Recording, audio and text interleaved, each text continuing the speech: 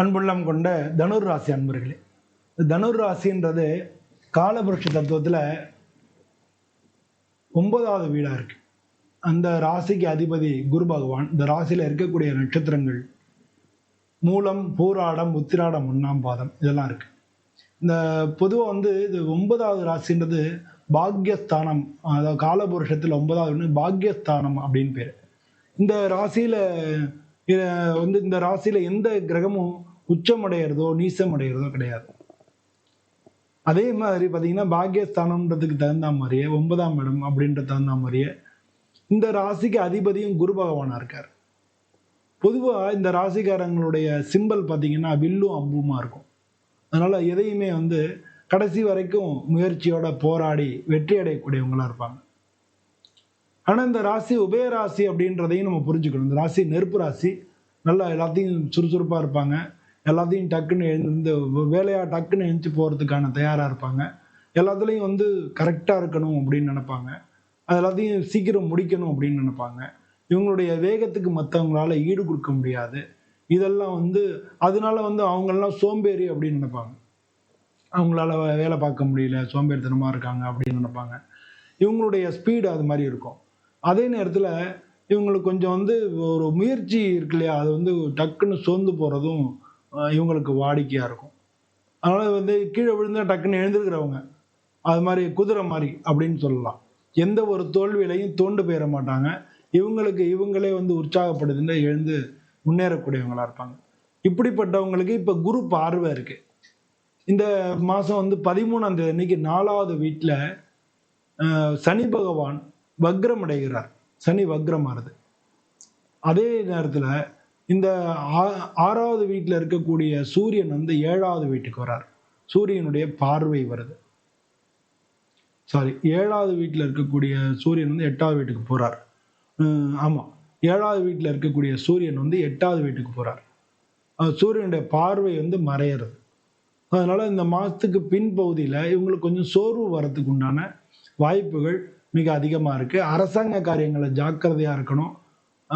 அதில் உங்களுக்கு பிரச்சனைகள் வர்றதுக்கான வாய்ப்புகளும் மிக அதிகமாக இருக்கு. அரசாங்க ரீதியாக இவங்க நேர்மையாக நடந்துனாங்கன்னா பிரச்சனை இல்லை. அரசாங்க ரீதியான விஷயங்களில் அவங்க பிரச்சனை ஏற்படுத்தினாங்கன்னா இவங்க போலீஸ் ஸ்டேஷன், கோர்ட்டு அது மாதிரி பிரச்சனைகளை சந்திக்கிறதுக்கும் வாய்ப்புகள் இருக்கு. அதனால அரசாங்க ரீதியான எதிர்ப்புகள், மேலதிகாரிகளுடைய எதிர்ப்புகள் இதெல்லாம் அவங்க சந்திக்க வேண்டிய ஒரு காலகட்டம் வரப்போகுது. ஆனால் இவங்களுக்கு பாசிட்டிவாக இருக்கிறது என்ன அப்படின்னா, குரு பகவான் இவங்களை பார்க்கறது. அதே மாதிரி 6வது வீட்டுக்கு உள்ள அதிபதி 7வது வீட்டுக்கு இந்த மாத கடைசியில் வருது. அது மாதிரி இவங்க கூட இருக்கிறவங்களுடைய ஒத்துழைப்பு, வேலை பார்க்குறவங்களுடைய ஒத்துழைப்பு இவங்களுக்கு மிக அதிகமாக இருக்கும். அதனால எந்த பிரச்சனைகள் வந்தாலும் இவங்க சமாளிச்சிடலாம். புதிதாக வர நண்பர்கள்ட்ட இவங்க புதிதாக வரக்கூடியவங்கள்ட்ட இவங்க ஜாக்கிரதையாக இருக்கணும். வெளியிலேருந்து கிடைக்கக்கூடிய செய்திகளை 1க்கு 2 முறை ஆராய்ஞ்சிட்டு அதுக்கப்புறம் தான் அதுக்கான ஆக்ஷன்ஸ் இவங்க பண்ணணும், ரியாக்ட் பண்ணணும். அப்போ அதெல்லாம் பண்ணாங்கனாலே இந்த மாதத்தில் இவங்க பெரிய பிரச்சனைகள் இல்லாமல் தப்பிச்சிடலாம். இவங்களுக்கு 5வது வீட்டுக்கும் 12வது வீட்டுக்கும் அதிபதியான செவ்வாய் இவங்களுக்கு 9வது வீட்டில் இருக்கார். அவர் தொழில் தன் 10வது வீட்டுக்கு வர்றார். ஸோ வேலை பொறுத்தல இந்த மாத இறுதியில் ஒரு சில மாற்றங்கள் இருக்கிறதுக்கு வாய்ப்புகள் மிக நிறையா இருக்கு. அதுவும் ஒரு சில பேர் வெளிநாடு, வெளி இடங்கள் போகிறதுக்கான வாய்ப்புகளும் அதுக்குண்டான சான்சஸும் நிறையா கிடையாது. வெளிநாடு முயற்சி பண்ணிக்கிட்டு இருந்தாங்கன்னா அதெல்லாம் நடக்கிறதுக்கு உண்டான காலகட்டங்களும் வருதுன்னு சொல்லலாம். அது அடுத்த மாதம் வரும், இந்த மாதம் இல்லை.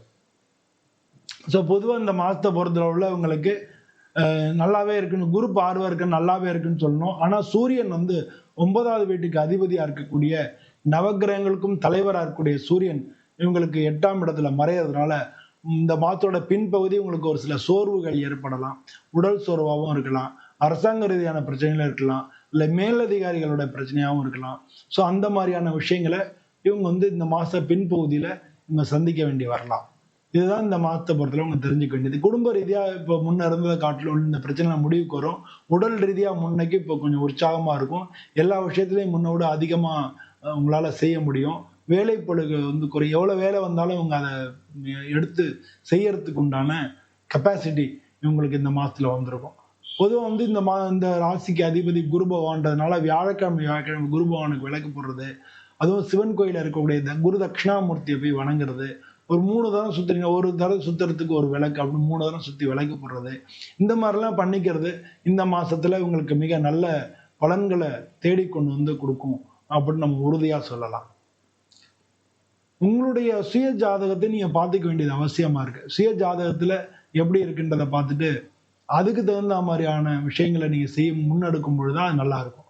உங்களுடைய சுய ஜாதகத்துல உள்ள தசா புத்திகள் எப்படி இருக்கு? ஏன்னா சின்ன பையங்களுக்கும் இந்த ராசியில இருக்கலாம், நடுத்தர வயசானவங்களும் இந்த ராசியில இருக்கலாம், வயசானவங்களும் இந்த ராசியில இருக்கலாம். ஸோ எல்லாருக்கும் ஒரே விதமான தசா புத்திகள் நடக்குமா, எல்லாருக்கும் சூழ்நிலைகள் ஒரே மாதிரி இருக்குமான்னு இருக்காது. ஸோ அவங்களுடைய தசா புத்திகளையும் பார்த்துட்டு அவங்க பண்ணிக்கும் பொழுது இது மிக மிக சிறப்பானதாகவே இருக்கும்.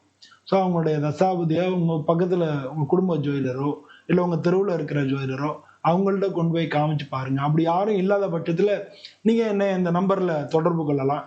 நம்ம வந்து ஜோதிட ஆலோசனைக்காக நம்மளை தொடர்பு கொள்ளலாம். நம்ம வந்து நல்ல விதத்துல ஒரு ஆலோசனை நம்ம சொல்றதுக்கு தயாரா இருக்கும். இந்த பதிவு பிடிச்சிருந்ததுன்னா நீங்க லைக் பண்ணுங்க, உங்க நண்பர்களுக்கெல்லாம் ஷேர் பண்ணுங்க, உங்களுடைய எண்ணங்கள் என்னன்றதை கமெண்ட்ல சொல்லுங்க. இதே மாதிரி இன்னொரு வீடியோல உங்களை மீண்டும் சந்திக்கிறேன். நன்றி, வணக்கம்.